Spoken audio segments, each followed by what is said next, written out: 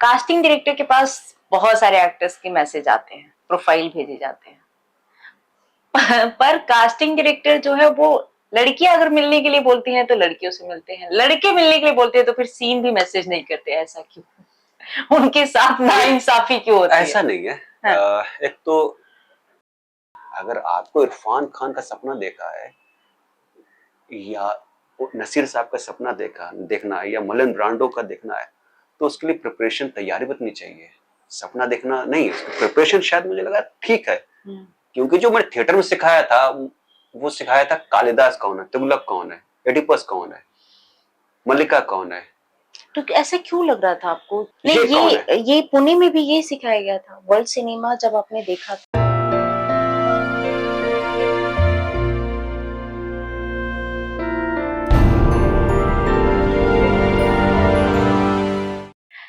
Welcome to timeless tales with Anjali. आज हमारे podcast पर बहुत ही खास मेहमान के साथ बातचीत होने वाली है। कास्टिंग डायरेक्टर किस तरीके से सिनेमा जगत में एक कास्टिंग डायरेक्टर की अहम भूमिका होती है वो उनके जुबान से हम खुद ही सुनते हैं। तो आइए मिलते हैं शाहिद अली सर से। Welcome to timeless tales with Anjali sir. Thank you so much inviting me. कैसे हैं आप? गुड, अच्छा हूँ। कामकाज कैसा चल रहा है? काम अच्छा चल रहा है, कास्टिंग भी अच्छी चल रही है एंड मेरी जो एक्टिंग वर्कशॉप है हाँ। वो भी अच्छी चल रही है और सबसे अच्छा सेहत बहुत अच्छी है। ये होनी चाहिए अच्छी बस। यस यस यस, वो है तो सब कुछ है। सर आप यूपी से बिलोंग करते हैं? हाँ, मैं यूपी शाहजहांपुर से बिलोंग करता हूँ। यूपी शाहजहांपुर किधर आता है ये एक तो मैं बताना चाहूंगा, शाहजहांपुर को शहीदों की नगरी कहा जाता है। अच्छा। वहाँ पर अशफाक उल्लाह खां, राम प्रसाद बिस्मिल जैसे क्रांतिकारी पैदा हुए वहाँ पर। तो काफी अच्छा शहर है, छोटा शहर है लेकिन अच्छा शहर है। तो ये बेसिकली ये लखनऊ से आप जाएंगे दिल्ली के लिए तो लखनऊ और बरेली के बीच में पड़ता है शाहजहांपुर। अच्छा। हाँ। बीच उस वहाँ का फेमस क्या है, खाने में क्या है? फेमस तो वहाँ का ऐसा कुछ नहीं, लोग वहाँ के बहुत फेमस हैं, अच्छे लोग हैं और बहुत स्वीट लोग हैं। और एक उस शहर की खास बात ये है कि इंडिया में कभी भी वहां पर दंगे नहीं हुए, कभी भी नहीं। तो एकता वहां पर बहुत है। तो इसके लिए फेमस मैं कह सकता हूँ, जो सबसे अच्छी एकता वहां पर है। लोग भाईचारा वहां पे बहुत है, लोग एक दूसरे का सम्मान बहुत करते हैं, एक दूसरे की रिस्पेक्ट बहुत करते हैं, एक दूसरे के त्योहारों में शरीक होते हैं। वाह, ये चीज वहां की अच्छी यूनिटी है। दिखती है। हाँ, वो बहुत अच्छी है। मुंबई कैसे आना हुआ? मुंबई बस बचपन में ख्वाब था कि मुंबई पहुंचना है, तो उस पहुंचने के लिए अलग अलग मुकामों पर अलग अलग जगह से होते हुए मुंबई आना हुआ। डायरेक्ट मुंबई नहीं आना हुआ। किन जगहों से होते हुए आए हैं आप? तो पहली बात, मुंबई जाना है, किस लिए जाना है? तो बचपन में शौक था फिल्में देखने का, तो फिल्में देखा करता था और बस उस टाइम शाहरुख खान, सलमान खान, गोविंदा, धर्मेंद्र, अमिताभ बच्चन की फिल्में देखा करता था। तो एक हीरो बनने की एक ललक थी, लेकिन एक अपना रास्ता नहीं ढूंढ पा रहा था। बस ख्वाबों में था कि हाँ ये मुंबई है, लेकिन कभी सोचा नहीं था कि वहां पर पहुंचूंगा। और सडनली मेरी लाइफ में कुछ फिल्में मैंने देखना शुरू करी। उस टाइम क्या होता था कि 90s में संडे को करीब 5 या 6 बजे के आसपास हर संडे को फिल्में आती थी। तो सडनली एक बार फिल्में आना शुरू हुई, आनंद आई। तो मैंने देखा, मैं तो गोविंदा और बच्चन साहब का फैन। जब मैंने आनंद देखी तो मुझे कुछ अजीब सा लगा। हमने कहा ये कैसी फिल्म है, और बहुत सिंपल है लेकिन टच कर रही है। फिर नेक्स्ट वीक मिली आई फिल्म। मिली, हाँ। तो फिर मैंने उसको भी देखी और वो भी मुझे बहुत टच की। एक एक्शन जो फिल्में देखने वाला बंदा, सडनली वो मुझे पसंद आने लगी। फिर नेक्स्ट वीक आशीर्वाद आई, चुपके चुपके आई और गुड्डी आई। तो मैं बहुत उस टाइम डिलेमा में फंस गया और एकदम सोचने लगा कि ये सारी फिल्में क्या हैं? इनसे तो मेरा कभी परिचय नहीं हुआ था और ये फिल्में कैसे जो मुझे टच कर रही हैं। तो उसी टाइम मैंने थिएटर ज्वाइन किया हुआ था। तो वहां मेरे एक गुरु हैं जो अभी भी हैं, जिनको मैं गुरु मानता हूँ एक्टिंग में, इंजीनियर राजेश कुमार। मैंने उनसे पूछा, सर मैंने लास्ट 1 महीने से ये कुछ फिल्में देख रहा हूँ और मेरी समझ में आ रही है, लेकिन मुझे लगता है ये एक ही फिल्म है। ये मैंने 7-8 फिल्में देखी हैं, लेकिन ये अलग अलग फिल्में नहीं है। मुझे लगता है कोई तो एक सूत्रधार इसका है। तो उन्होंने बोला, ये फिल्में बेसिकली एक डायरेक्टर हैं ऋषिकेश मुखर्जी, उनकी सारी फिल्में हैं। तो वहां से मेरा थोड़ा जहन चेंज हुआ कि यार ये फिल्में हैं, ये एक्टिंग है। तो फिर मैंने थिएटर की तरफ फिर एक मतलब सीरियस होकर फिर करना शुरू किया। और कर रहा कि यार ऐसे तो एक्टिंग नहीं कर सकता और ऐसे तो मुंबई नहीं जा सकता। तो जब थिएटर करना शुरू करा, शाहजहांपुर में एक संस्था है अभिव्यक्ति नाट्य मंच, तो वहां पर थिएटर करना शुरू करा। तो वहां मालूम चला कि भाई एक तो प्रोफेशनल कोर्सेस भी होते हैं। तो हमारे टाइम पे जब काफी लोग शाहजहांपुर से मतलब काफी लोग बीएनए एनएसटी एफटीआई जाते हैं, तो हर साल एक फेस्टिवल टाइप का होता है कि फॉर्म आते हैं, कोई एनएसटी की तैयारी कर रहा है, कोई बीएनए की तैयारी कर रहा है, और हर साल 1-2 बीएनए में जाते हैं, 1-2 लोग एनएसटी में जाते हैं। तो मैं नया नया था, तो मैंने बीएनए की तैयारी करना शुरू करी। तो बिल्कुल नया था और तैयारी करना शुरू करी और उसमें मेरे काफी लोगों ने साथ दिया। तो मेरा बीएनए में सिलेक्शन हो गया। क्या क्या बीएनए की तैयारी के दौरान आप क्या क्या पढ़ना होता है? बीएनए की तैयारी के दौरान मुझे लगता है अपनी लाइफ में सबसे ज्यादा मैं पढ़ाई उसी टाइम की है। मतलब उस टाइम मेरी एज थी 23 ईयर। अब यकीन ना मानो, जितने मैंने 23 ईयर में नहीं पढ़ाई की है उतनी मैंने वो 6-7-8 महीने में पढ़ाई की है। और सडनली मेरे फादर, घर वाले देख रहे, इस बार देख क्या हो गया। अच्छा, मैं उससे छुपा भी रहा हूँ। अच्छा, उनको पता नहीं? उनको नहीं बता रहा कि मैं थिएटर कर रहा हूँ या मैं इसकी तैयारी कर रहा हूँ। वो तो कर रहे हैं, ये तो उस टाइम एलएलबी कर रहा था बरेली कॉलेज से। अच्छा, ठीक है, बरेली से। हाँ। तो डेली अप डाउन करता था शाहजहांपुर में। तो उन्हें लगता है यार बहुत पढ़ाकू लड़का हो गया, दिन रात पढ़ाई कर रहा है। और उनको नहीं मालूम था कि मैं साहित्य पढ़ रहा हूँ, लिटरेचर पढ़ रहा हूँ, कविताएं पढ़ रहा हूँ और शेक्सपियर पढ़ रहा हूँ या वेस्टर्न ड्रामास पढ़ रहा हूँ, इंडियन ड्रामा पढ़ रहा हूँ। तो वो पढ़ना शुरू किया, क्योंकि वहां पर एग्जाम होता है, पहले रिटन एग्जाम होता है, फिर इंटरव्यू होता है, फिर वर्कशॉप होती है। तो वो आसान नहीं था। और मुझे थिएटर में आए हुए 1 साल हुआ था, तो मेरा तो इतना एक्सपीरियंस नहीं था। तो वो 6-7 महीने खूब मैंने पढ़ा, स्पीच की तैयारी की, गाने की तैयारी की और कुछ पोएट्री तैयार की। तो वो मैंने इतनी पढ़ाई की, मतलब मेरे रिलेटिव भी, जब मैं देखूं मैं खेलने कूदने वाला बच्चा और सडनली देख रहे इतना ही पढ़ाई कर रहा है, उनको मैंने बताया नहीं, बस ये बताया कि लखनऊ में एग्जाम देने जा रहा हूँ। उनको लगा कुछ होगा एग्जाम देने। तो मैं एग्जाम देने गया और वहां पे बहुत, जो 5 साल से 10 साल थिएटर कर रहे हैं, मालूम 400-500 लोग हैं। तो रिटन एग्जाम मैंने दिया, तो उसमें क्वालिफाई हो गया।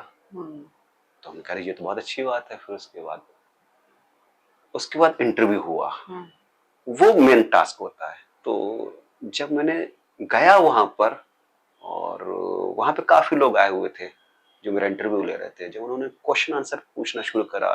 कैसे क्वेश्चंस करते हैं? क्वेश्चन मतलब आप क्या करना चाहते हो, आप कब से थिएटर कर रहे हो, आपने कौन कौन से प्ले कर रहे हैं, तुगलक किया है तो तुगलक क्या है, ठीक है, या आषाढ़ के एक दिन में कालिदास का कैरेक्टर क्या है, या आधे अधूरे में महेंद्र कैरेक्टर क्या है, सावित्री कैरेक्टर क्या है। मतलब आप उस कैरेक्टर को अगर पढ़े हो तो कितना डीप तक अंदर समझ पाए हो। तो उन्होंने क्वेश्चन पूछना करा, मैंने अपना परसेप्शन बताया कि यार मेरे हिसाब से कालिदास जी है, मेरे हिसाब से मैकबेथ जी है, मेरे हिसाब से सावित्री जी है, मेरे हिसाब से मल्लिका जी है। तो ठीक है, फिर उन्होंने कुछ बोला क्या करके दिखाओगे। तो एक कविता मैंने तैयार की थी। अच्छा। वो शायद अभी पूरी तरीके से याद नहीं। एक उसकी ये लाइन थी, अब मैं ये खिड़की नहीं खोलूंगा, हवा को यदि आना हो तो आए, दरवाजे भड़बड़ा यार तोड़ जाए। ऐसी कुछ कविता थी, वो परफॉर्म की। तो बहुत इम्प्रेस हुए। फिर उन्होंने क्या गाना गाना पड़ेगा। मैं जो गाने में बहुत वीक, मतलब मैंने कभी लाइफ में गाने नहीं गाया और बहुत बेसुरा।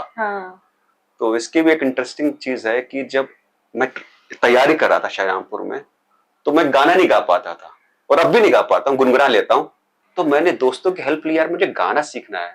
तो किसी ने क्या, ये गा लो, ये गा लो, ये गा लो, गा लो। कैसे गाने बताते थे सर आपको? वो एक कोई फिल्मी गाना बता रहा है, कोई फोक गाना बता रहा है, हाँ। लेकिन पसंद नहीं आ रहे थे। हमने जो किया, गाता ही नहीं है उसको हाँ, फिर वो लेकिन मैं उनको पसंद नहीं कर रहा हूँ, जो इजी गाने थे पसंद नहीं कर रहा हूँ कि यार ये नहीं गाना, ये नहीं अच्छा। गाना, ये नहीं गाना। तो मैंने क्या, कुछ क्लासिकल गाना बताओ। हाँ तो लोग मेरा मुंह देखे, यार क्या तुझे कोरस में तो गा नहीं मिलता तुझे, तो हाँ। क्लासिकल गाना कैसे गाएगा? हमने बताया ना, तो सिखा, मैं सीखूंगा। वाह। तो किसी ने, मेरे दोस्त था, उसने क्लासिकल गाना, वो बहुत अच्छा गाता था, उसने ये गाया। हमने कहा भाई ये सीखूंगा। उन्होंने कहा भाई साल भर प्रैक्टिस कर ले तब भी नहीं गा पाएगा।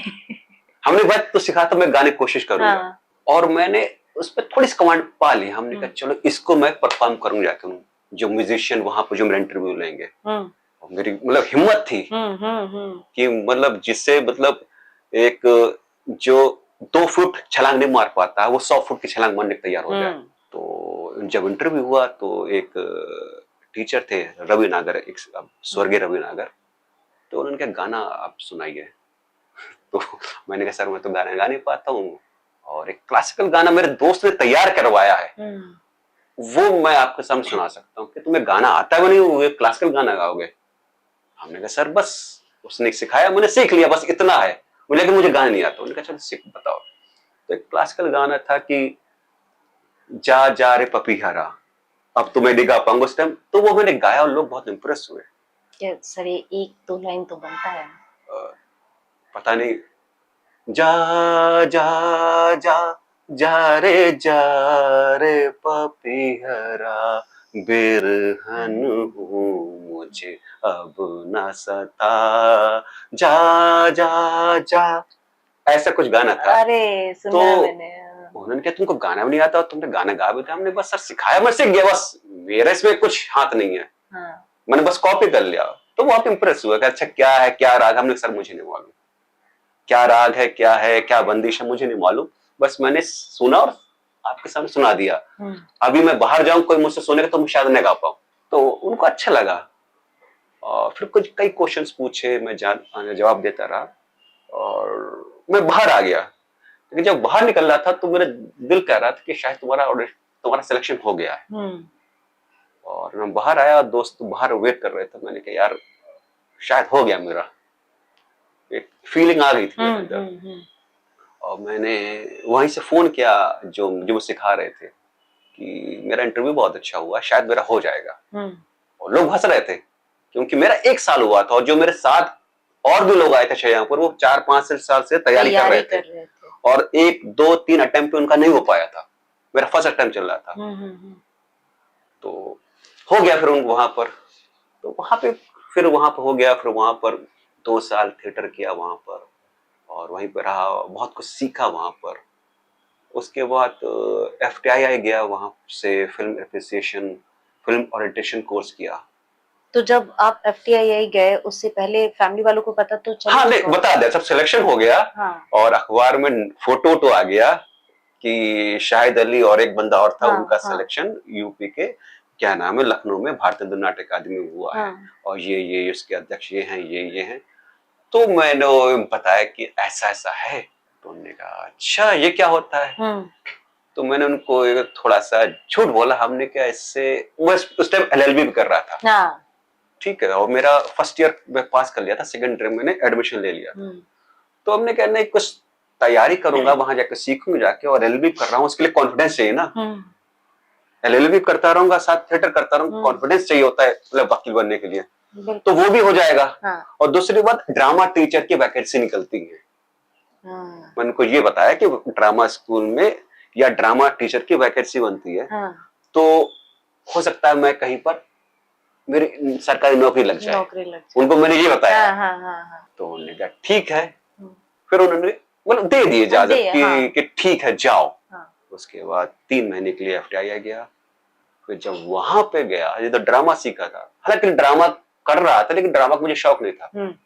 मुझे फिल्म देखने का, फिल्म में एक्टिंग करने का, फिल्म का पार्ट बनने का शौक था। जब वहां गया तो मेरी आंखें खुल गई। हमने कहा बाप रे बाप, बहुत सारे ऑप्शन दिखाई देते हैं। ये चीज है कि वहां पर मैं दिन रात मतलब एक दिन में 7 या 8 फिल्में देख रहा हूँ, लेक्चर हो रहे हैं, फिल्म देख रहा हूँ, फिल्म पे बातें हो रही हैं। एक टाइम मुझे ऐसा लगने लगा था कि 15-20 दिन में कि मैं फिल्म ही खा रहा हूँ, फिल्म ही सो रहा हूँ और फिल्म ही पी रहा हूँ, कुछ नहीं कर रहा हूँ। सुबह 8 बजे से क्लासेस, फिर 10 बजे से फिल्म, फिर क्लासेस, फिर फिल्म, फिर लंच, फिर फिल्म, फिर क्लासेस, फिर फिल्म। रात के 1 बजे जब आता था तो रात में सोता था तो सपनों में भी फिल्म कोई चल रही है।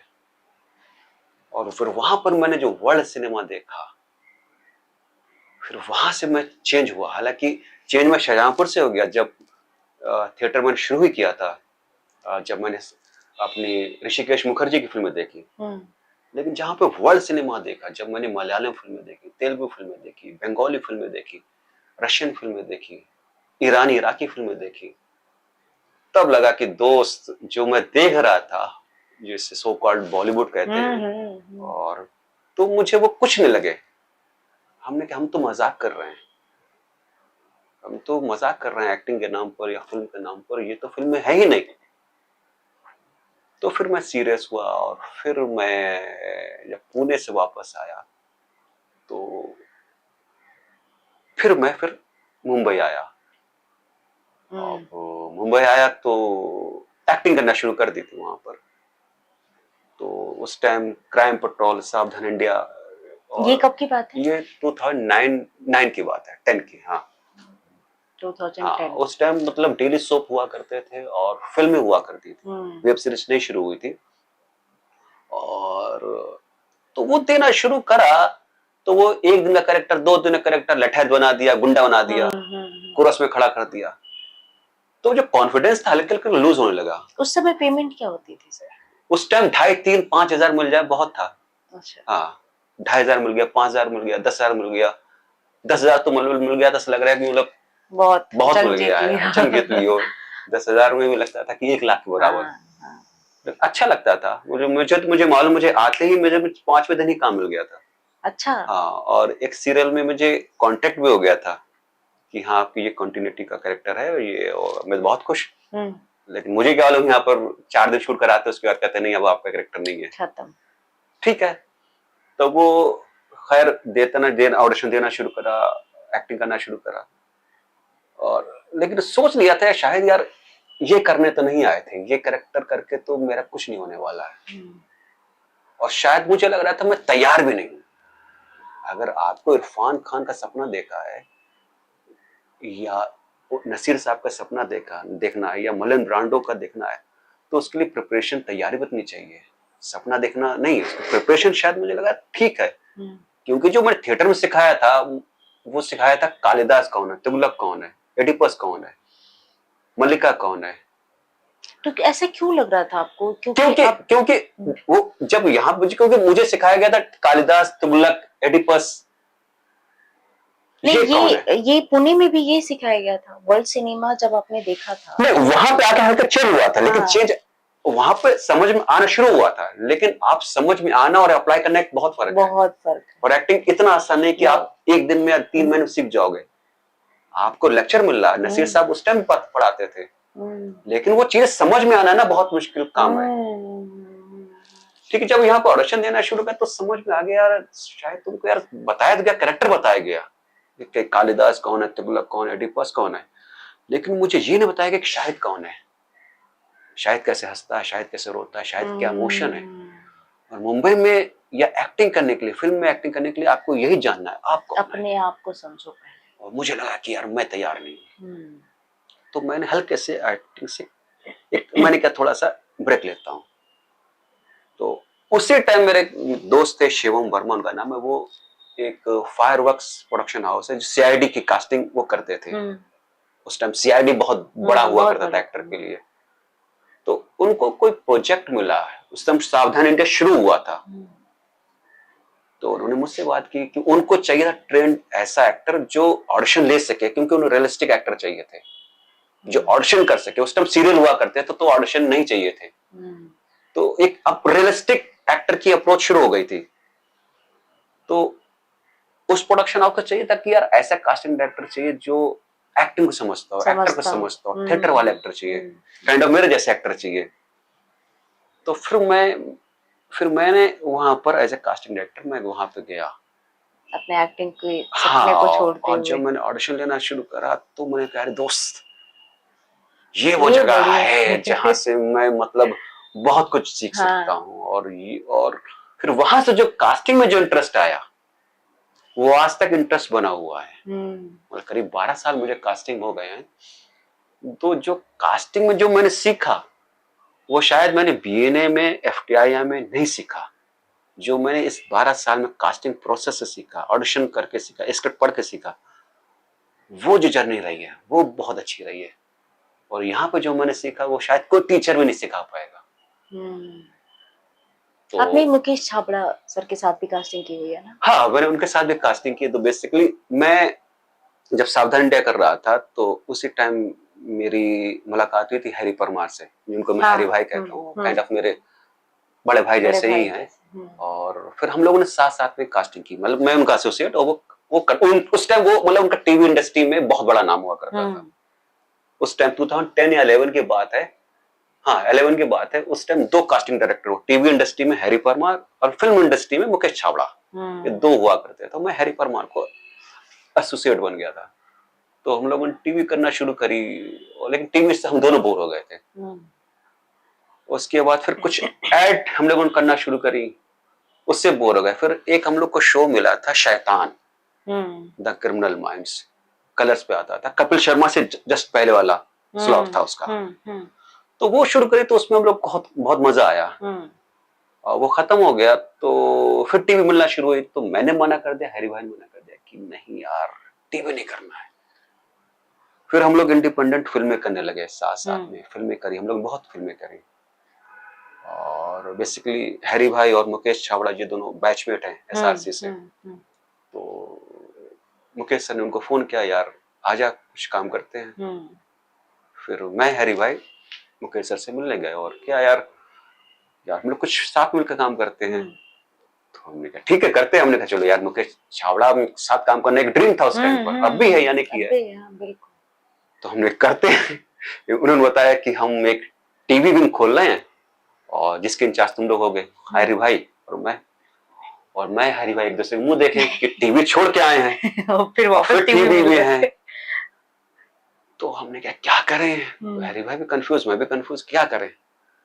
तो हमने कहा चलो करते हैं, देखते हैं। तो खैर एक टीवी विंग, एक हम लोग को एक नया ऑफिस दे दिया गया। तो वहां पर हम लोगों ने स्टार प्लस के कुछ शोज करना शुरू करे। और उसी टाइम की बात है कि वेब सीरीज भी आना शुरू हो गई थी। अब जो कि उनका जो फिल्म डिपार्टमेंट था फिल्में करता था, हम तो टीवी करते थे। अब वेब सीरीज आना शुरू हुई। तो हमारे पास पहली वेब सीरीज आई थी रागनी एमएमएस। अच्छा। हाँ, तो मुकेश सर ने हमको दी थी। अब वो लगा कि हाँ अब कुछ नई चीजें आना शुरू हुई, तो वो करना शुरू किया। तो उसमें मजा आने लगा। फिर और वेब सीरीज आने लगी। अब वेब सीरीज का डिपार्टमेंट, हम लोग इधर वेब सीरीज आना शुरू, टीवी को हम लोग हल्के टाटा बाबे कर दे कि भाई टीवी नहीं करना। हम भी बोर हो गए तो मुकेश सर बोर हो गए, यार टीवी नहीं करना है। फिर वेब सीरीज हम लोग करने लगे, उसमें मजा आने लगा। फिर वो टीवी वाला ऑफिस हटा दिया, फिर हम लोग कंबाइंड एक साथ मिलकर टीवी फिल्म करने लगे। तो ऐसे मुकेश सर के साथ जर्नी रही, उनके साथ 6-7 साल काम किया। वाह, बहुत मजा आया, बहुत सीखा। फिर आप पराग सर के साथ हाँ, फिर मैंने दरअसल कास्टिंग छोड़ दी थी। क्यों? मतलब कि जिस चीज मजा ना है फिर वो छोड़ देना चाहिए, मेरा ये है। जब तक मैं कास्टिंग मजा ले रहा था तब तक तो मैं कर रहा था। मतलब थोड़े मूडी टाइप। हाँ, कि अब लगा यार कास्टिंग में यार मजा नहीं आ रहा है। तो फिर मैंने छोड़ दी। और उसी टाइम कोविड भी आ गया था। अच्छा। उसी टाइम आया जब मैंने छोड़ी कास्टिंग, उसी टाइम कोविड आया। फिर 1-2 साल मेरे ऐसे निकल गए। फिर और थोड़ा सा बैंक बैलेंस भी सब खत्म हो गया, 2 साल घर बैठे। फिर पराग मेहता को मैंने ज्वाइन किया और बस उनके साथ में।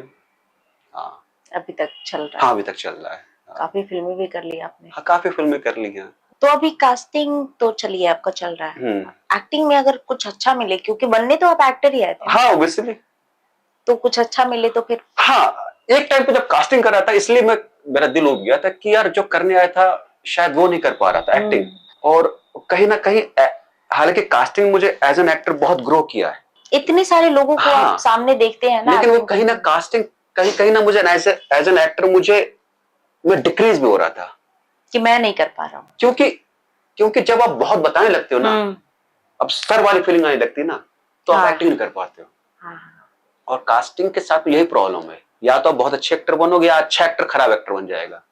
तो मैं जब भी जो असिस्टेंट या एसोसिएट आते हैं, हमने कहा भाई कास्टिंग कर तो रहे हो, लेकिन कभी सर ना बनना, एक्टर से मिलते रहना, एक्टर के बीच में जाते रहना, क्योंकि कास्टिंग बनते लोग उनका सर सर कहने लगते हैं, उनके दिमाग खराब हो जाते हैं। फिर वो क्या करते हैं, एक्टर से ही नहीं मिलते हैं, वो मंडी हाउस नहीं जाते हैं, वो वेदा फैक्ट्री नहीं जाते, वो क्रिएटिव अड्डा नहीं जाते हैं, वो आराम नगर ग्राउंड में नहीं घूमते हैं।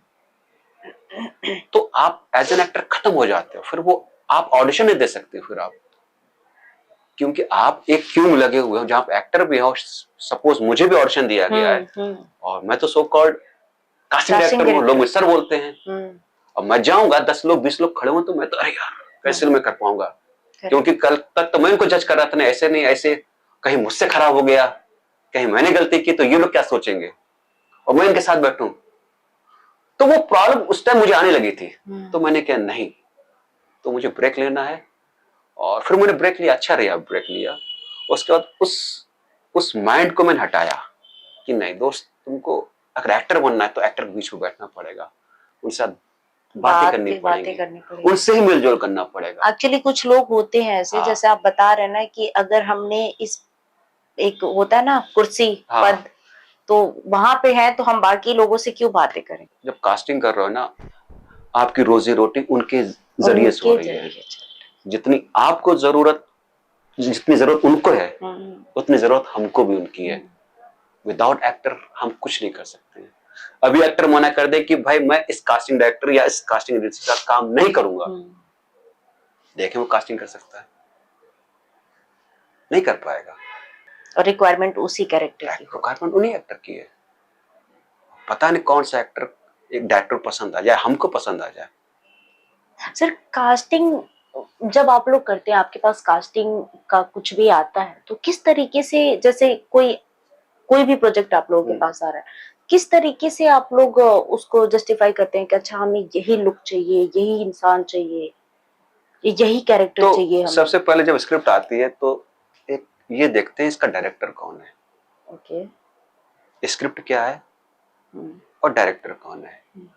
सपोज अगर गैंग ऑफ वासेपुर एकता कपूर बना रही होती तो उसकी कास्टिंग अलग होती। कैसे? क्यों गैंग ऑफ वासेपुर में अगर एकता कपूर का प्रोडक्शन होता, अगर एकता कपूर बना रहे तो कास्टिंग डिफरेंट होती। तो फिर उसको हो सकता टीवी वाले एक्टर, मेरे जैसे एक्टर नहीं चाहिए होते, जो सो कॉल्ड रॉ दिखने वाले, मतलब जिसको हैंडसम कहा जाता है। हैंडसम मेरे ख्याल से बॉडी से नहीं होता, माइंड से होता है और सोल से होता है। फिजिकली मैं हैंडसम नहीं मानता, लेकिन जो लोग मानते हैं कि फिजिकली जो हैंडसम होते हैं उनकी कास्टिंग होती है।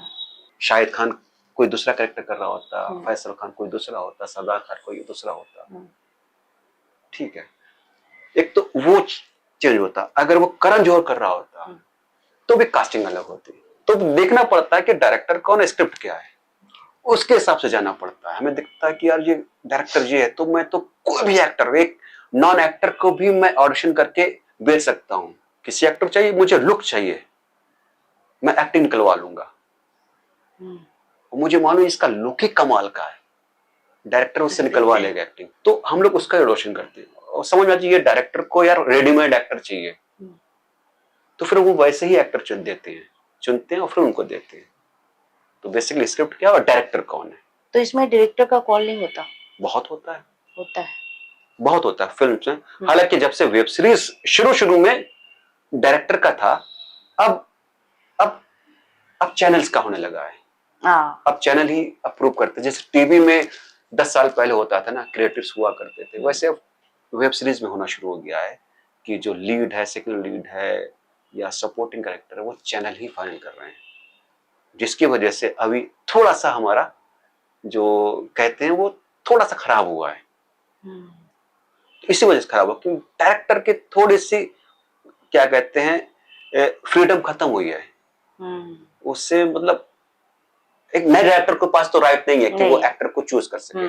हाँ, अनुराग कश्यप बना रहे हैं, हंसल मेहता बना रहे हो, ठीक है, तो फिर वो तो करें, मुझे एक्टर के साथ मुझे काम करना है, तो चैनल कुछ नहीं बोलता है। अब कोई नया डायरेक्टर है हम्म, तो फिर चैनल वाले फिर अपने हिसाब से वो अपने लेते हिसाब हैं, से देखते हैं।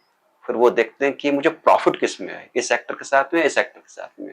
फिर वो हम्म, लुक नहीं देखते हैं, उसकी एक्टिंग नहीं देखते हैं। और डायरेक्टर होता है वो देखता है कि यार मेरा कैरेक्टर जी है, मुझे नहीं मालूम बिजनेस करेगा नहीं करेगा, लेकिन मेरा कैरेक्टर ये मुझके मतलब वो साथ पहले चलेगा। से ही सोच के लिखा होता है हाँ, उसी कैरेक्टर उसी के लिए। कैरेक्टर के लिए। आपने लुक की बात करी तो जैसे इंडस्ट्री में जो लोग भी आते हैं पढ़े लिखे ही आते हैं, कोई इंजीनियर सबसे हाँ, ज्यादा अगर देखा जाए तो इंजीनियर है हमारे यहाँ। तो कोई इंजीनियर है, कोई साइंस बैकग्राउंड से है, कोई किसी बैकग्राउंड से, लेकिन वेल एजुकेटेड लोग हैं। और कोई ऐसी फिल्म बन रही है जहां पे किसी ऐसे एक साइंटिस्ट का कैरेक्टर है, एग्जाम्पल में इंजीनियर का कैरेक्टर है, और आपके पास एक्टर है, उस नॉलेज, उसको उस चीज का नॉलेज भी है, पर सबसे ज्यादा डिपेंड क्या करता है, लुक। अगर वो थोड़ा सा रॉ दिखने वाला है तो फिर उस इंसान को आप लोग नहीं लेते हैं। नहीं लेते। उसका रीजन क्या? बेसिकली क्या है, दो सबसे पहले दो एक्टिंग में पहले फिजिकली अपीयरेंस देखा जाता है कास्टिंग में। ओके। पहले फिजिकली अपीयरेंस क्या है। सपोज मैं जितना अच्छा एक्टर हूं, अगर मैं नोन नहीं हूं, मैं उसकी बात कर रहा हूं, उस पर भी आऊंगा, मैं जितना अच्छा एक्टर हूं, लेकिन अगर कश्मीरी कैरेक्टर है तो मैं उसमें कास्ट नहीं हो सकता हूं। तो उसमें चाहिए कि हाँ यार कश्मीरी दिखने चाहिए उसको, एक शार्प फेस, लंबा चौड़ा बाल बड़े, काइंड ऑफ शाहिद अफरीदी जैसा, उसमें मैं कास्ट नहीं हो सकता हूँ। लेकिन जब जब तक ये है तब तक मैं नोन नहीं हूँ, चाहे आप कश्मीर से ही क्यों ना बिलोंग करते। वो मैं कहता हूँ ना, हर मैं एक्टर से कहता हूँ कि हर इंसान के या हर एक्टर के जीवन में दो दौर आते हैं। एक दौर वो होता है जब आपको दुनिया के पीछे भागना पड़ता है, एक दौर तब आएगा जब दुनिया आपके पीछे भागेगी। एग्जाम्पल नवाज भाई कहीं से पाकिस्तानी और कश्मीरी नहीं लगते हैं।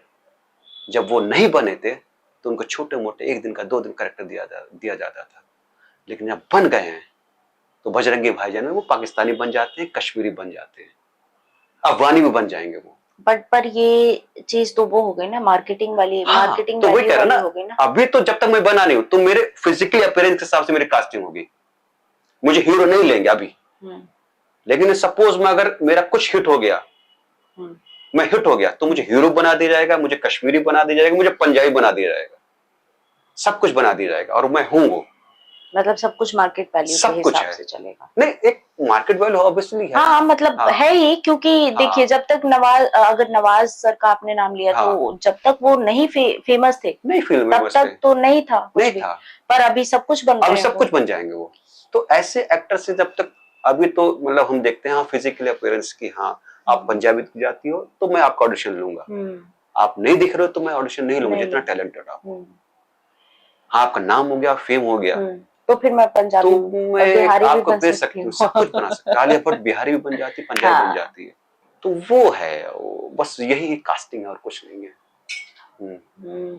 तो ऐसा लगता नहीं है कि बाकी जो एक्टर्स हैं, जैसे मैंने अभी आपको एग्जांपल दिया था, उनके साथ थोड़ा सा कुछ गलत होता है? नहीं गलत होता है। एक बात कहते हैं, कास्टिंग ना बहुत, हर आदमी चाहे मैं जितना मैं मिला हूँ, बहुत ऑनेस्टी के साथ की जाती है, इसमें कोई भेदभाव नहीं होता है।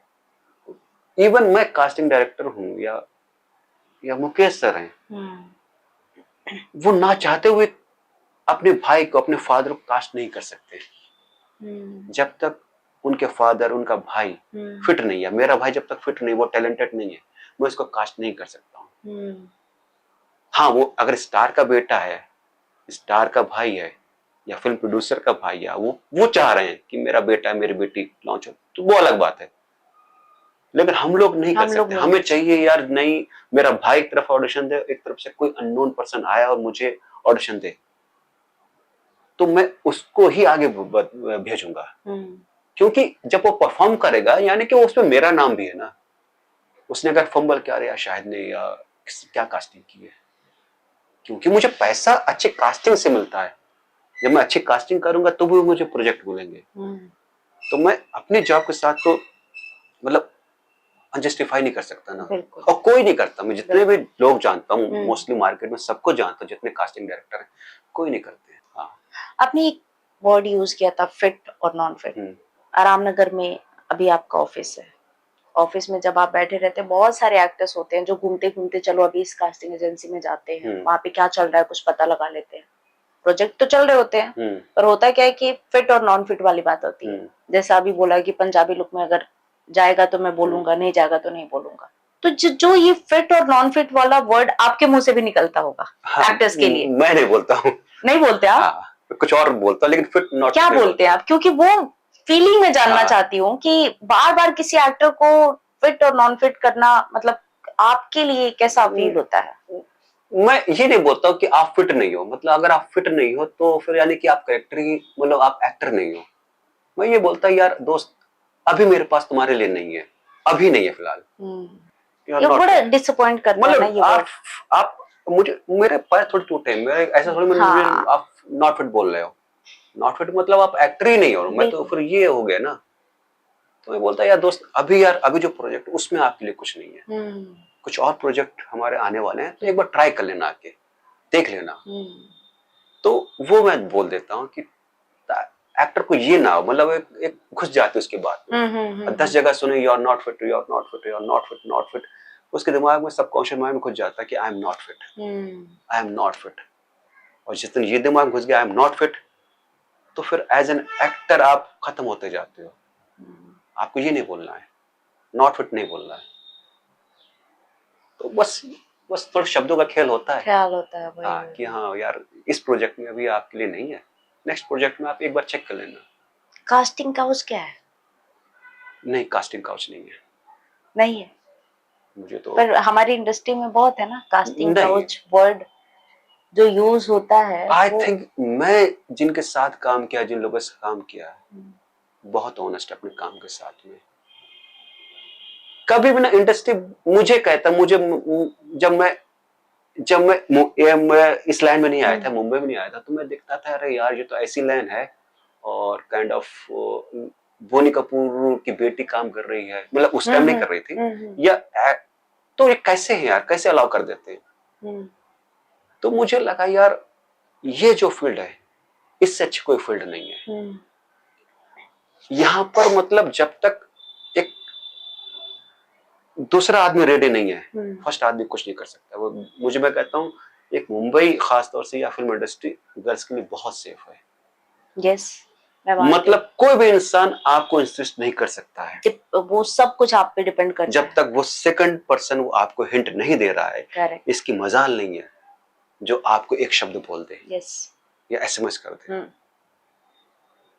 नहीं है। हाँ कुछ लोग होते हैं, वो उनको मैं आर्टिस्ट नहीं मानता हूँ, जो हर लड़की को एसएमएस करके बुला लेते हैं या वो कर लेते हैं, वो मैं उनको आर्टिस्ट नहीं मानता हूँ। लेकिन मोस्टली 99% लोग ऐसे नहीं है। जब तक बी ने कुछ नहीं बोला, एक कुछ नहीं बोलेगा।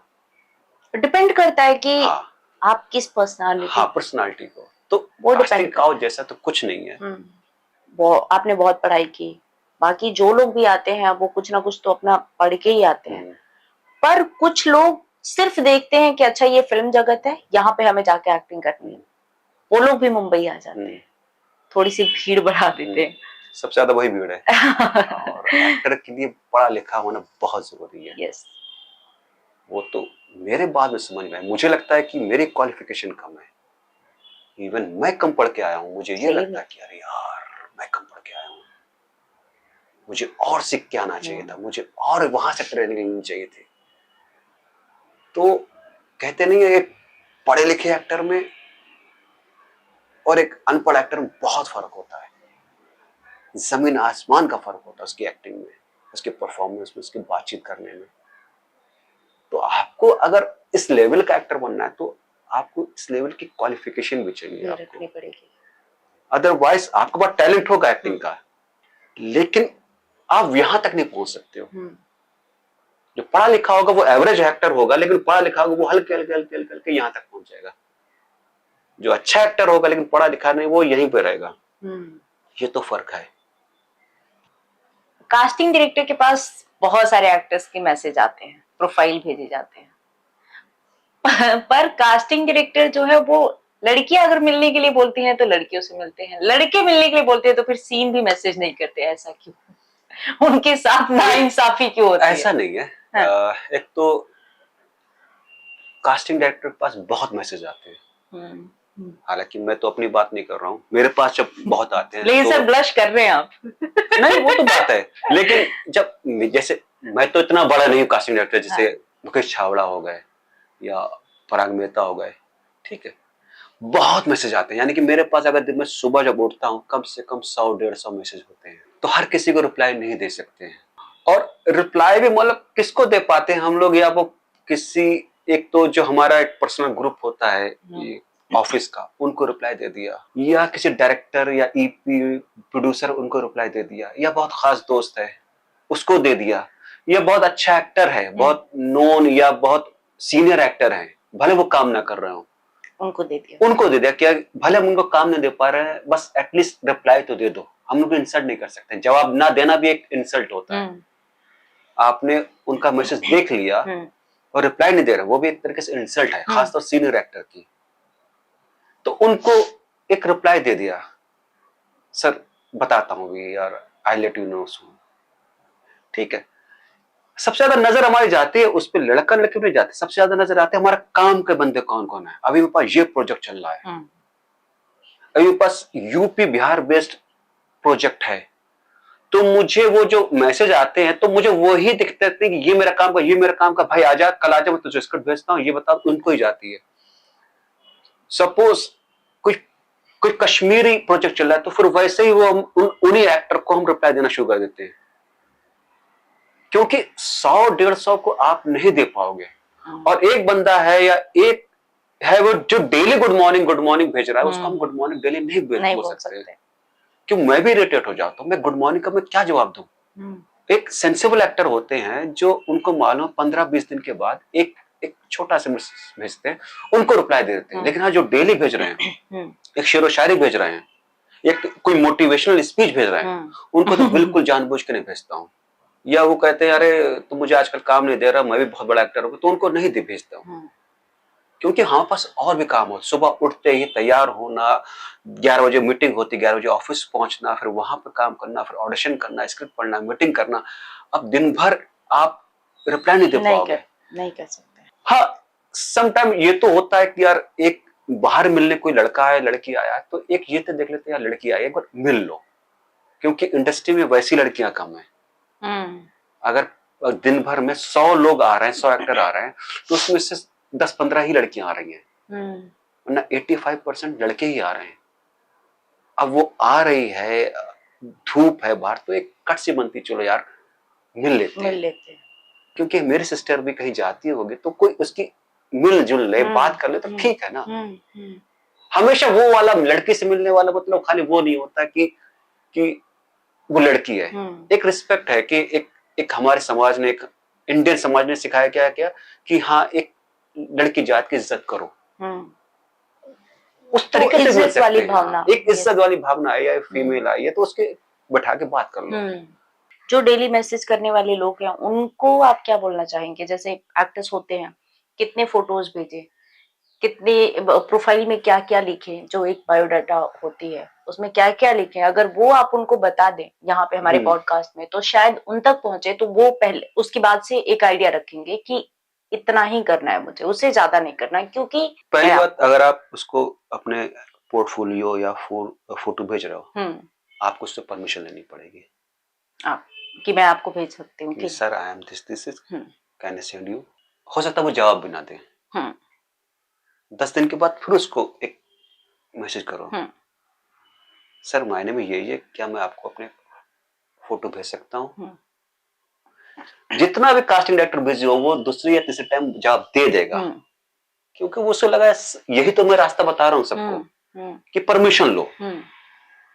बाकी सब लोग बिना बिना पूछे भेज दिए ना, वो सीन भी नहीं होगा, क्या फायदा। हाँ, वो सीन भी नहीं होता है, लेकिन एटलीस्ट ये बंदा पूछ तो रहा है, परमिशन तो ले रहा है, उसको याद रहता है इसने 10 दिन पहले भेजा था, बोला था, आज फिर बोल रहा है।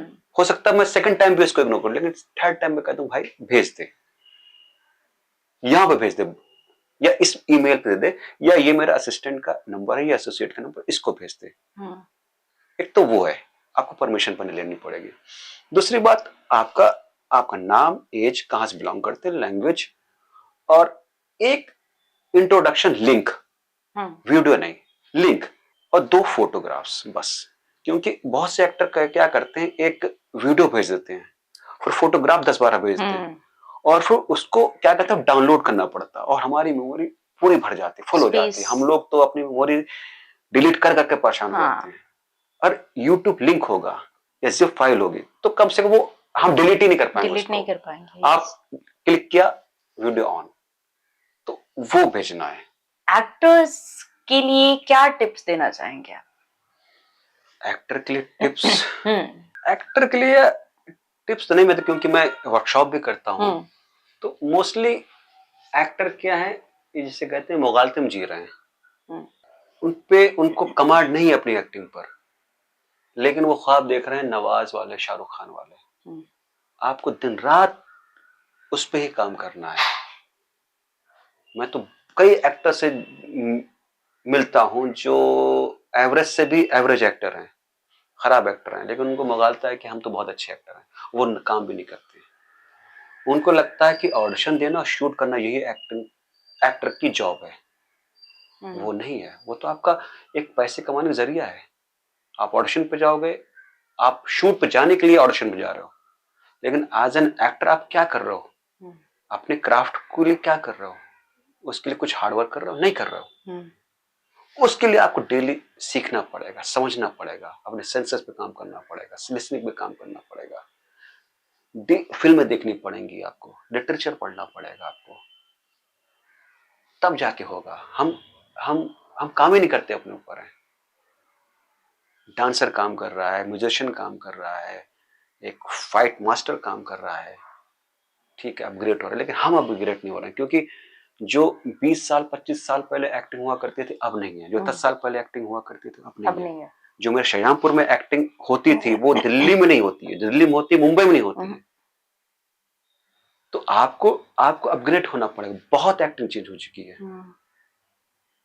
तो आप काम क्या कर रहे हो, आप काम ही नहीं कर रहे हो, आपने बस ये कह लिया मैं एक्टर हूं, आप ही कह रहे हो ना,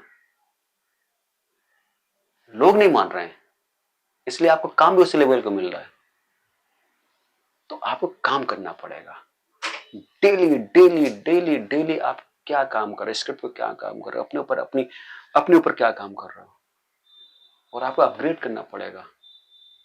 जो क्रिकेटर होते हैं वो क्रिकेटर अच्छे बैट्समैन, अच्छे बॉलर मैच से नहीं बनते हैं, जो प्रैक्टिस करते हैं ना वो उससे बनते हैं। विराट कोहली आज भी मैच के बाद प्रैक्टिस करता है, वो देखता है यार मेरा हुक शॉट थोड़ा वीक है, वो आज भी मेहनत करते हैं कि यार मेरा हुक शॉट वीक है, या मैं ड्राइव अच्छी नहीं मार पा रहा हूं, तो वो क्या करेंगे, मैच हुआ, पार्टी आटी हुआ, उसके बाद रात में या दिन में उसकी प्रैक्टिस करेंगे, हुक शॉट लगातार मारेंगे लगातार मारेंगे लगातार मारेंगे, तब जाके वो मैच में अप्लाई कर पाते हैं। अभी आप कुछ वर्कशॉप कर रहे हैं, उस वर्कशॉप के बारे में थोड़ा सा बता दीजिए। तो बेसिकली जो मेरा 20 साल का एक्सपीरियंस है, और थिएटर का, फिल्म का, फिर कास्टिंग का, तो मुझे कुछ, एक तो मुझे मजा आता था ऑडिशन करने में, और एक मतलब टच वुड, एक मेरे बारे में जो मैं मशहूर हुआ हूँ इसलिए हुआ कि सब एक्टर जो आता है तो वो ये कहता है शायद ऑडिशन बहुत अच्छे करता है, और हाँ मैं करता भी, ये अपने आप को मान भी लेना चाहिए, मैं ऑडिशन बहुत अच्छे करता हूँ, मतलब कोई भी आ जाए उसको मतलब एवरेज एक्टर से भी मैं बहुत अच्छे परफॉर्मेंस निकलवा लेता हूँ। तो हालांकि मैंने 5-6 साल पहले वर्कशॉप करना शुरू की थी, लेकिन बोर हो गया था मैं, मुझे लगा यार मैं टीचर जैसा हो गया हूं, तो मैंने बंद कर दी। लेकिन अभी फिर से जब मैंने वर्कशॉप की तो मैंने चेंज किया, हमने कहा एक्टर ना बहुत भटके हुए हैं, वो उनको समझ ही नहीं है, अच्छे एक्टर है लेकिन वो समझ ही नहीं है, क्योंकि मोस्टली एक्टिंग का लोग मतलब समझते हैं टेक्स्ट, डायलॉग्स, और एक्टिंग में इसकी सिर्फ 5% ही इंपॉर्टेंस है ही नहीं। तो फिर मैंने अपना कुछ इजाद किया, राइटिंग की, बताया कि इस तरीके से इस तरीके से इस तरीके से इस तरीके से मैं एक डिजाइन का खाका किया, मैं इस तरीके से अपना वर्कशॉप कंडक्ट करूंगा, और वो मैंने करी है। अब यकीन मानो 10 दिन की वर्कशॉप करता हूँ, 10 दिन में मैं टेक्स्ट पर, डायलॉग्स पर आ ही नहीं पाता हूँ। और जो मेरे पास एक्टर आते हैं वर्कशॉप करने के लिए, वो इसलिए आते हैं कि यार शायद ऑडिशन अच्छे करता है, तो यहाँ से मैं सीखूंगा। और मैं उनको मना कर देता हूँ कि भाई ये जो आप जो कर रहे हो ना, एक एक स्क्रिप्ट अच्छी करने से आप अच्छे एक्टर नहीं बन जाओगे। मैं वहां क्या कर रहा था, मैं तो अपनी जॉब कर रहा था ना। मेरा अगर आप आ रहे हो तो मेरी रिस्पॉन्सिबिलिटी है अच्छा ऑडिशन करना। अगर आपने बाय चांस खुदा ना खास्ता तुक्के से ऑडिशन अच्छा कर लिया, इसका मतलब आप अच्छे एक्टर नहीं हो गए, या किसी ने वो ऑडिशन पीस बहुत खराब किया है, इसका मतलब आप खराब पीस नहीं हो गए। आपको प्रोसेस ही नहीं मालूम है। अगर मैं यहाँ पर जो एक्टर आ रहे हैं मेरे वर्कशॉप में, मैं 2-3 दिन सिर्फ ये दो मोनोलॉग पे काम करूं तो उनसे अच्छे एक्टर नहीं बनेंगे वो। तो मैंने प्रोसेस शुरू किया कि भाई तुम कहीं पर जाओ, तुम कहीं पर जाओ, प्रोसेस समझो एक ऑडिशंस का क्या होता है। जैसे हम लोग बात कर रहे हैं तो एक्शन रिएक्शन है, तो एक्टिंग में लिसनिंग बहुत जरूरी है। yes. अगर मैं अपने कान ऐसे बंद कर लूं, सुनाई नहीं दे रहा आप क्या जवाब दे रहे हो, तो एक्टर कान बंद रहते हैं, सुनते नहीं है। सुनते नहीं है तो वो जवाब दे नहीं पाते या उस तरीके से नहीं दे पाते। तो इस पे मैं बहुत काम करता हूँ। 5 सेंसेस हमारी हैं, उस पे बहुत काम करता हूँ। बाहर क्या बारिश हो रही क्या? नहीं, ये मैंने बोला है। अब बाहर बारिश हो रही है, हम तो अंदर बैठे हुए ना। हाँ। अब यहां पर ना देखा मैंने, सिर्फ उसने इंफॉर्मेशन कहां से मिली, कान से इंफॉर्मेशन मिली कि यार कुछ हो रहा है। हाँ। माइंड ने जो कान ने इंफॉर्मेशन दी माइंड को। हाँ। फिर माइंड ने इंफॉर्मेशन दी आंख को, बाहर बारिश हो रही क्या। तब जो अब ऐसे बात करोगे ना, हाँ। तब वो ऑथेंटिक एक्टिंग आएगी। तो अभी एक्टिंग हमने करी यहां से। हाँ। हम क्या करते हैं, अभी बारिश हो रही क्या? हाँ, अभी बारिश हो रही क्या, ये यहां से एक्टिंग करते हैं, और जो बहुत गलत हो जाती है। आप जब तक यहां से एक्टिंग नहीं करोगे, तो वो प्रोसेस मैंने चेंज किया, यहां से एक्टिंग करनी पड़ेगी आपको। तो ये मुंबई में ही आप? हाँ, मैं हर जगह करता हूँ, मुंबई में करता हूँ, दिल्ली में करता हूँ। अच्छा। अभी कोलकाता जा रहा हूँ, वहां करने जाके। हम मोस्टली, मैं अगर यहीं पर हूँ तो मोस्टली अगर साल में मैं 10-12 वर्कशॉप कर रहा हूँ, तो समझ लो आप 7-8 तो मैं मुंबई में करता हूँ, बाकी दिल्ली, कोलकाता, लखनऊ अलग अलग करता हूँ। क्या फीस वगैरह क्या चार्ज? फीस तो अभी तो 10,000 ही ले रहा हूँ, क्योंकि मैंने एक वर्कशॉप में और बात नोटिस करी है, क्योंकि मैं मोस्टली सबसे मिलता जुलता रहता हूँ। वर्कशॉप करने वही लोग आ रहे हैं जिनके पास कार है, जो अच्छे घर से बिलोंग कर रहे हैं, या जिनके पास बाइक है, वही लोग आ रहे हैं वर्कशॉप में। आप देखो जब उनकी ही भीड़ है, कार से आ रहे हैं, वो लोखंड वाला में रह रहे हैं, वही वर्कशॉप कर रहे हैं। और जिनको एक्चुअल में जरूरत है, जो वर्सोवा में, कांदीवली, बोरीवली में, गोरेगांव में ऑटो से आ रहे हैं या बाइक से आ रहे हैं, जो मेरी तरह एक लोअर मिडिल क्लास फैमिली से बिलोंग करते हैं, मुझे जरूरत है एक्टिंग की, लेकिन मेरे पास पैसे नहीं है। इवन मेरे पास हार्डली, मैं अपने रेंट का खर्चा नहीं दे पा रहा हूं, तो मैं वर्कशॉप करके 10,000 रुपए कहां से दूंगा? क्योंकि जब मैं भी आया था, तो मैं तो हालांकि बीए और एफटीआई करके आया था, मैं भी चाह रहा था यार बड़े जॉन के पास जाऊं, सीखूं, लेकिन फीस बहुत हाई थी, नहीं सीखा मैंने। तो मैंने कहा यार ये तो नहीं, तो फिर मैंने एक ऐसी फीस रखी 10,000, ताकि एक एडजस्ट कर सके आदमी। 10,000 में क्या, कितने दिन क्लासेस? 10 दिन में करता हूँ वर्कशॉप। हाँ, रेगुलर? हाँ, रेगुलर। तो मैंने कहा एक जिसको जरूरत है वो कहीं ना कहीं से अरेंज कर लेगा, और वो अगर उसको वो उससे हेल्प मिल रही तो उसके लिए बेटर है। एक कार वाला भी आ सकता है, एक जो पैदल आ रहा है वर्सोवा से, वो भी आ सकता है। तो वो जरूरी है, और सीखना जरूरी है। और सिर्फ पैसे की वजह से अगर वो नहीं सीख पा रहा है तो गलत है। और मैं वर्कशॉप करता हूँ तो 1-2 सीट में रखता भी हूँ, जो बहुत नीडी होता है और जो इंसिस्ट कर रहा है कि सर मैं पैसे नहीं लेके सीखना चाहता हूँ, तो मैं 1-2 सीट रखता हूँ नीडी पर्सन के लिए, ताकि तुम आओ सीखो, कोई चार्ज नहीं। कुछ नाम, पर्टिकुलर नाम रखा है आपने? मेरे वर्कशॉप का नाम है the actor process. The actor process. हाँ, प्रोसेस क्या है, हाँ, एक्टर का प्रोसेस क्या है, जो प्रोसेस है वही नाम है। हाँ, हमारे चैनल के लिए कुछ शब्द बोल दें आप, तो उससे हमें मैं ये बोलना चाहता हूँ कि मैंने बहुत से इंटरव्यू दिए हैं, लेकिन ये इंटरव्यू मुझे कुछ खास लग रहा है कि एक ना, तो जब तक सवाल अच्छे नहीं आएंगे ना, आप जवाब नहीं दे पाओगे। तो मुझे बहुत अच्छा लगा अंजलि से बात करते हुए, और आई होप आप सब भी बहुत पसंद करेंगे। तो बस इनके चैनल को सब्सक्राइब कीजिए आप लोग और देखिए, और मुझे लगता है आपको यहाँ से बहुत सी इंफॉर्मेशन मिलेगी, क्योंकि ये अलग अलग फील्ड के अलग अलग लोगों को बुलाते हैं। मैं कास्टिंग डायरेक्टर, कोई म्यूजिशियन आता है, कोई एक्टर आता है, कोई डायरेक्टर आएगा, कोई राइटर आएगा। तो जो आप लोग देख रहे हैं, तो घर बैठे भी आप लोग बहुत कुछ सीख सकते हैं, और मेरे ख्याल से जेन्युइन लोग जो बुलाती हैं। तो आप लोग देखिए, सब्सक्राइब कीजिए और ज्ञान हासिल करिए। Thank you. Thank you so much sir, thank you for coming. और अगली बार हम, अगर जरूर आपकी मिलेंगे। सहमति होगी तो जरूर बुलाना चाहेंगे। और बस थैंक यू, आपका थैंक थैंक यू, यू। और आपका थैंक यू, और आपका थैंक यू, क्योंकि आप लोग मेन लोग हैं हम लोग को रिकॉर्ड करने वाले, कैच करने वाले। तो चलिए मिलते हैं अगले पॉडकास्ट में नए मेहमान की नई कहानी के साथ। धन्यवाद।